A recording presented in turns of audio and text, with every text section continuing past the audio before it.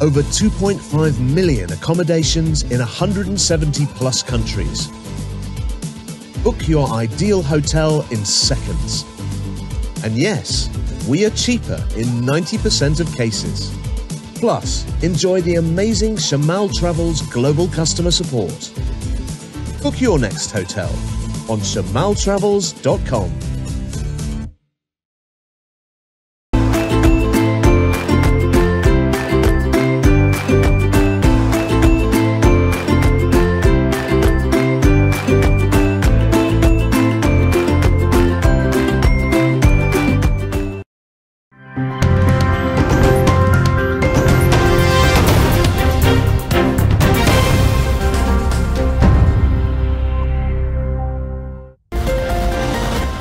Bonsoir à tous, voici le sommaire de cette édition. Triolet en émoi après l'agression mortelle de Santa Mathura Singh, 79 ans. Elle a été retrouvée morte sous son lit à son domicile. La septuagénaire était bâillonnée et ligotée, tout comme sa sœur âgée de 83 ans. Blessée, l'octogénaire est actuellement hospitalisé, un suspect arrêté. Des habitants de ce village du nord de l'île tapent du poing sur la table après cette agression mortelle. Ils réclament une présence policière renforcée dans la région ainsi que des mesures concrètes de la part des autorités pour assurer la protection de nos aînés. Des adieux émouvants à Kailash Periag. Les funérailles de l'ancien président de la République ont eu lieu ce dimanche. Proches, amis ainsi que plusieurs personnalités du pays ont tenu à lui rendre un dernier hommage. 3 sites névralgiques du programme nucléaire iranien ciblés par des frappes américaines, une escalade dans le conflit opposant l'Iran à Israël. Face à la situation, l'ancien ambassadeur Shaukat Ali Soudan exprime son soutien aux Mauriciens bloqués dans le Golfe. Des démarches en cours pour faciliter leur transit via Dubaï. Téhéran hausse le ton, Trump a franchi la ligne rouge, déclare le chef de la diplomatie iranienne. L'Iran promet de se défendre par tous les moyens nécessaires. Une rencontre prévue demain entre les autorités iraniennes et le président russe Vladimir Poutine.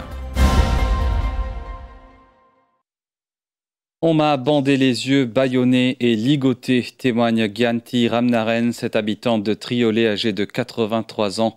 Se trouvait dans sa chambre lorsqu'un individu a fait irruption chez elle. Elle a été blessée tandis que sa sœur Santa Mathura Singh, 79 ans, n'a malheureusement pas survécu.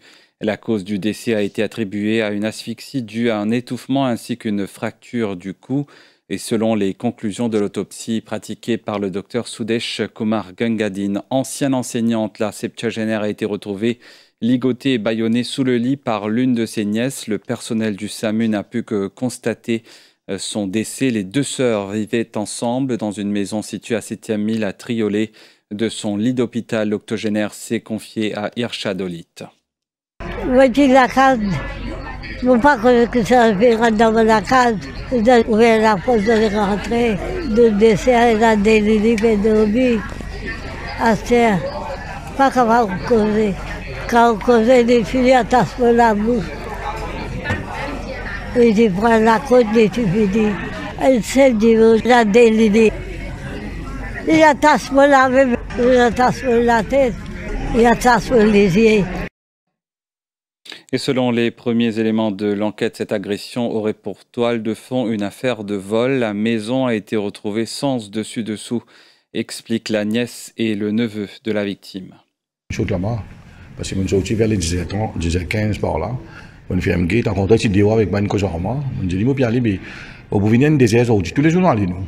Mais ils sont correct. On dit, tu es malade, tu n'as pas besoin de prendre un pour manger, parce qu'il ne peut pas prendre des affaires pour nous manger. On dit, tu es te cher. On ne va pas tarder aujourd'hui, on ne va pas le bonheur, parce qu'on veut gagner un mauvais affaire, nous avons.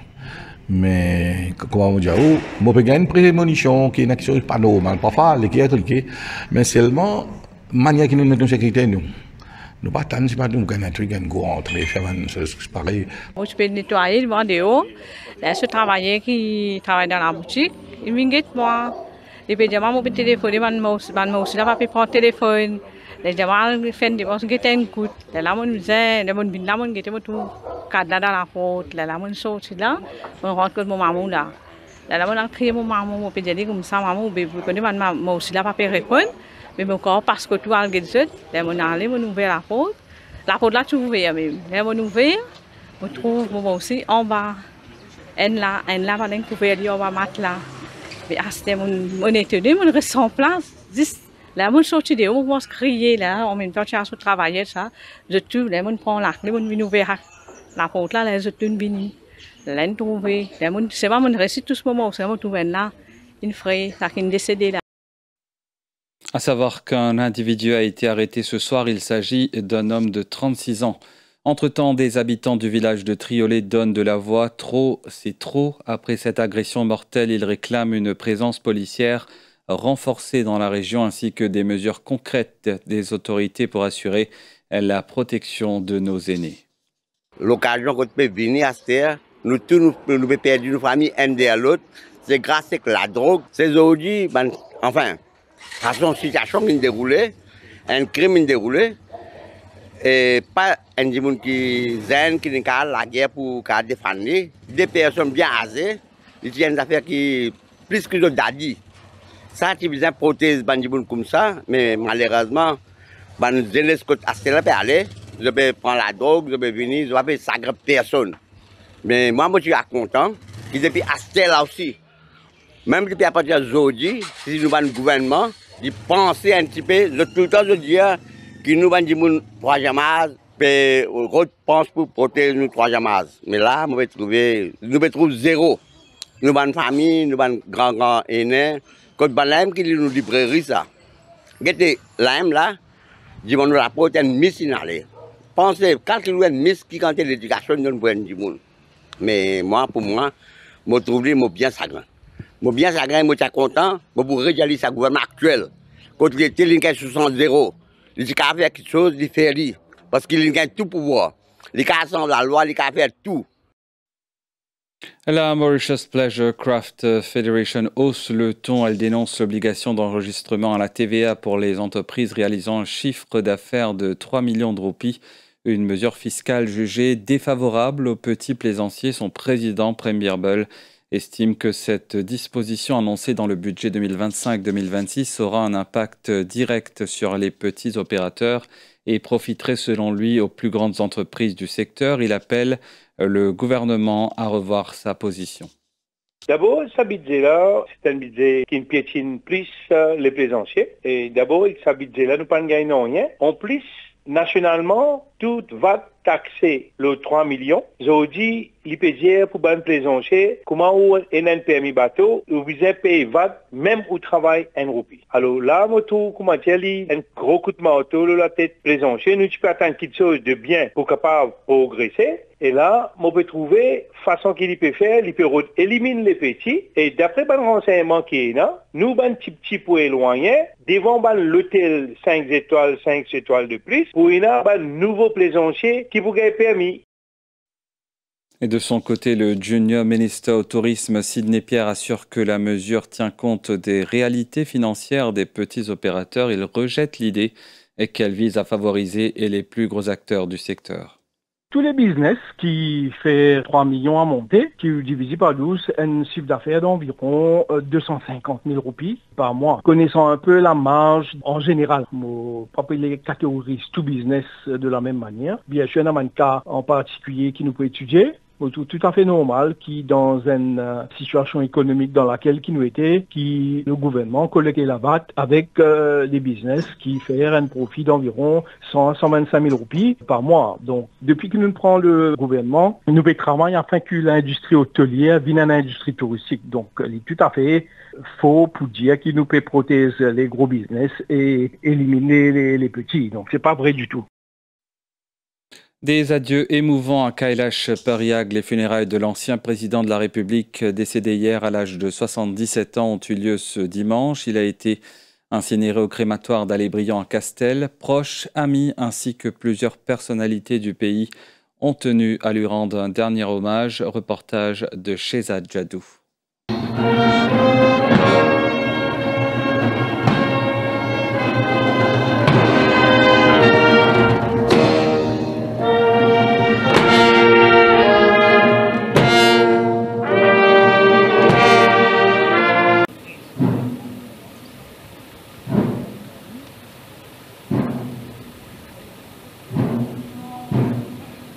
Ils gardent tous de bons souvenirs de l'ancien président de la République, Kailash Pariyagh. L'actuel speaker Shirin Omiroudi Zifra confie qu'elle lit régulièrement ses rulings. Nous étions tous au Parlement, pas du même côté. En 1976, j'ai gardé de très très bons souvenirs de lui. Et en ce moment, je regarde de temps en temps les rulings qu'il a donnés comme speaker. Il était très très sérieux. J'aime beaucoup ce qu'il disait comme speaker. Et comme s'il était juste. Pour la chef-juge Rehana Mengli Goulboul, Kailash Pariyagh a laissé une empreinte forte dans la profession légale. Et il a toujours été quelqu'un de très correct, très respecté et très respectueux. Donc, je crois qu'il a laissé quand même une contribution en tant qu'avoué. Celui qui lui a succédé en 2012 au perchoir, Razak Pirou, le qualifie de meilleur speaker. Quand il était à l'Assemblée, il était un des meilleurs speakers que notre pays a connu. Et quand il a été élevé au rang du président, on l'a toujours respecté pour sa connaissance de la Constitution de notre République. Aujourd'hui, je ne dis pas seulement moi, je dis le pays perd en lui un grand-fils. L'ancien Premier ministre Pravin Jugnauth garde également des bons souvenirs de Kailash Pariyagh. Je connais aussi, bien sûr, par la suite, en tant que politicien, quand il est ministre dans plusieurs gouvernements, et aussi speaker de l'Assemblée nationale, quand il y a un parlementaire, et quand nous avons l'occasion, bien sûr, il y a une conversation, une discussion aussi avec lui. Et par la suite comme président de la République. Donc, je garde un bon souvenir de Kailash Pariyagh. Le commissaire électoral Iafan Rahman partage une anecdote. Kailash Pariyagh avait un jour refusé de signer le Writ of Elections des élections municipales de 2012. J'ai presque 50 ans, ça veut dire mon commissaire Kailash Pariyagh. Un grand démon, un grand fils du sol, un homme de conviction, un homme de principe extraordinaire et un homme d'intégrité. Quand il y a une anecdote que je connais, qui me passait personnellement, il a un seul enfant de filles qui travaille pas OK. Nous le mettons comme returning officer au travail avec son villageois de 2012, ici président de la République, et il refuse une rite élection à cause de cette fille.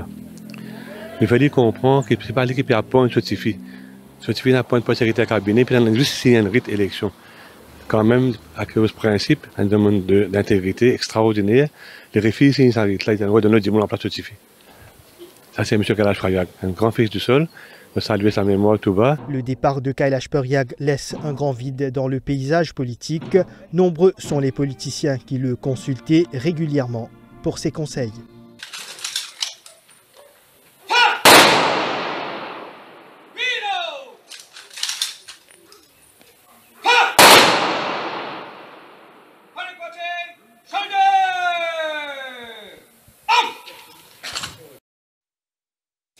Face à l'escalade du conflit Iran-Israël, l'ancien ambassadeur Shaukat Ali Soudan apporte son soutien aux Mauriciens bloqués dans le Golfe. Il suit de près la situation à Bahreïn, au Qatar, à Oman et au Koweït et indiquent que des démarches sont en cours pour faciliter leur transit par Dubaï. Ils invitent ceux toujours sur place à contacter le ministère des Affaires étrangères à Maurice.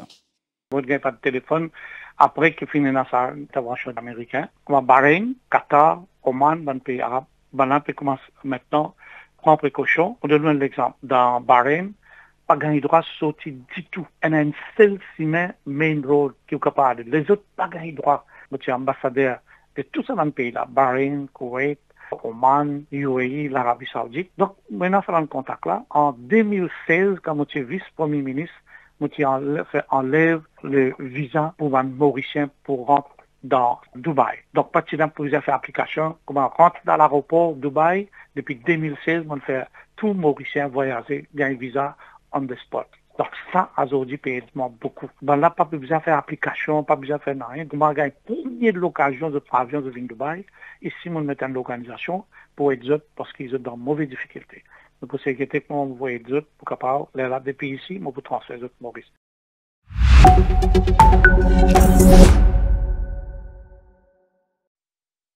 Et justement, après les frappes américaines ciblant les installations nucléaires iraniennes, la communauté internationale retient son souffle. Washington revendique une opération réussie, tandis que Téhéran parle de lignes rouges franchies. Dans ce climat explosif, les réactions se multiplient du pape Léon XIV qui appelle à la paix, aux dirigeants occidentaux qui appellent l'Iran à la retenue. Retour sur ces réactions avec Rokhaya Korimbokos-Rafik. L'humanité crie et réclame la paix, déclare le pape Léon XIV après les frappes américaines sur l'Iran. Chaque membre de la communauté internationale a la responsabilité morale de mettre fin à la tragédie de la guerre avant qu'elle ne devienne un gouffre irréparable, déclare le souverain pontife lors de sa prière hebdomadaire de l'Angélus au Vatican. Le Premier ministre britannique appelle l'Iran à revenir à la table de négociation. Selon Keir Starmer, l'Iran ne doit jamais être autorisé à développer une arme nucléaire et selon lui, les États-Unis ont pris des mesures pour atténuer cette menace. Il a aussi souligné que la stabilité dans la région est une priorité. Les États-Unis ont dévasté le programme nucléaire iranien, a estimé ce dimanche le ministre américain de la Défense. Il a salué le succès de cette opération militaire appelée Marteau de minuit, soulignant que le président Donald Trump veut la paix. Le Premier ministre israélien Benjamin Netanyahou a lui remercié le président américain pour l'attaque qu'il qualifie d'audacieuse des États-Unis contre des sites nucléaires iraniens, estimant qu'il s'agit d'un tournant historique susceptible de mener le Moyen-Orient à la paix. Les États-Unis et Israël ont franchi une ligne rouge majeure, accuse l'Iran. Le ministre iranien des Affaires étrangères affirme que son pays se défendra par tous les moyens nécessaires. Abbas Araghchi a ajouté qu'il devait rencontrer le président russe Vladimir Poutine demain matin à Moscou pour des consultations. Dans les rues de Séoul, des dizaines de personnes défilent en soutien à Gaza et pour montrer leur opposition aux frappes américaines sur l'Iran. Et des images diffusées par la télévision d'État iranienne montrent ce qu'elle présente comme le lancement de missiles sur Israël à la suite de frappes américaines sans précédent contre des sites nucléaires iraniens, affirmant qu'un missile balistique de type Kyber a été utilisé pour la première fois. Et puis 2 personnes ont trouvé la mort ce dimanche au bout de la nuit dans une fête de mariage dont la mariée et 3 autres ont été grièvement blessés après que des hommes encagoulés et armés ont tiré sur le couple à Gou, au petit village du Luberon dans la Vaucluse. Si aucune piste n'est pour l'instant privilégiée, l'hypothèse d'un règlement de compte sur fond de trafic de stupéfiants est envisagée. Regardez.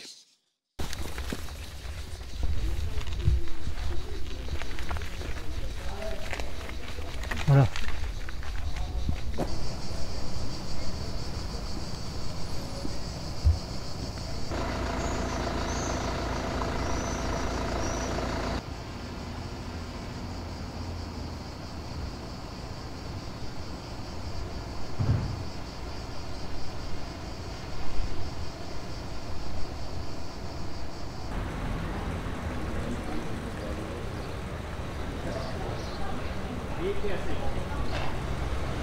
Donc on doit pouvoir permettre à chacun de profiter de même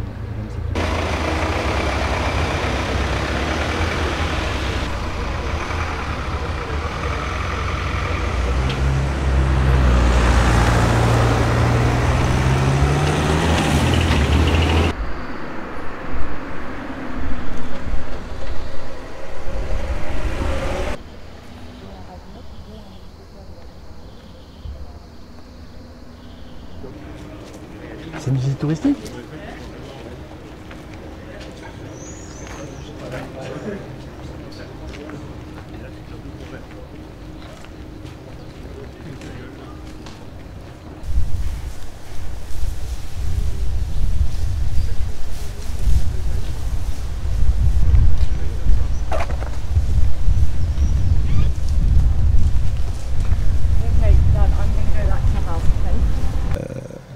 Les circonstances de ces faits, je ne les connais pas. Par contre, ce que je peux dire, c'était que la salle des fêtes avait été louée dans le cas de mariage par des personnes qui n'habitent pas sur la commune.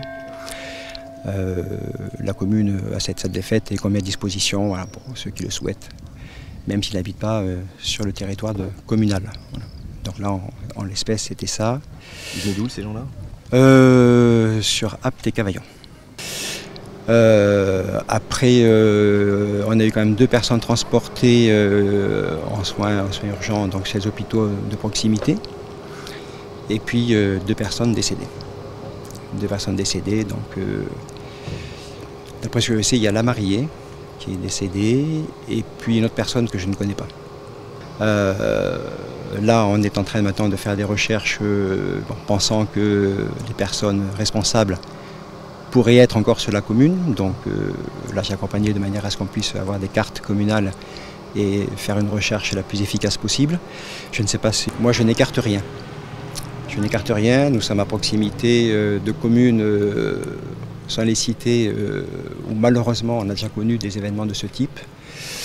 Donc je suis à la fois triste de voir que ça se passe maintenant dans nos villages. Je suis en colère, je suis révolté. On a entendu du bruit, oui, du raffut, parce qu'ils ont fait un feu d'artifice a priori là, sur ce rond-point-là, à 2 h du matin. Et puis après, c'était des coups de feu vers 4 h 30. La suite de ce journal après cette page publicitaire.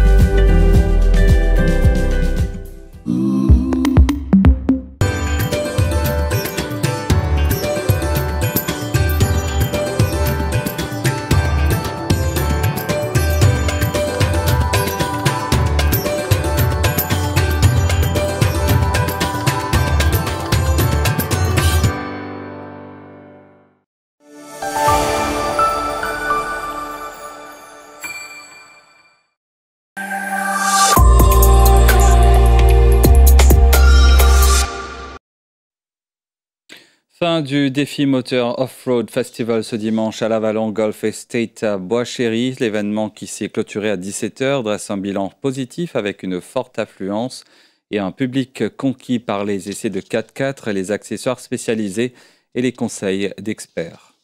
Fin de journée ici à Avalon Golf Estate pour le défi moteur Off-Road Festival. C'était la première édition ce dimanche 22 juin. Alors il s'agissait d'un événement dédié aux 4x4. Ces 4x4 sont le Nissan Navara et le JMC Vigus proposé par ABC Automobile. Le Ridara RD6, un pick-up 100% électrique proposé par Align Motors. Et enfin, l'Isuzu D-Max proposé par Access. Un bilan positif aussi bien pour les participants que pour les exposants. Mission réussie pour Kimberley, le cours de bio. La Mauricienne a conservé ses 2 titres de championne nationale de cyclisme sur route, sacrée au contre-la-montre individuelle samedi. Elle a récidivé sur la course en ligne ce dimanche. Et chez les messieurs, Toria Célestin a privé Alexandre Maire du doublé. Le coureur du Vélo Club des jeunes cyclistes de Cœur-Pipe s'est imposé au sprint. Le temps était magnifique, c'est toujours magnifique. Ciel bleu toute la journée. Je m'avais vraiment fier d'avoir pu regagner le titre du champion de Maurice. C'est un drapeau magnifique et pourquoi pas essayer de prendre le drapeau un peu plus de couleurs en septembre, mais on va être vraiment content d'avoir un peu plus tout le monde et reconnecter un peu avec les Maurice.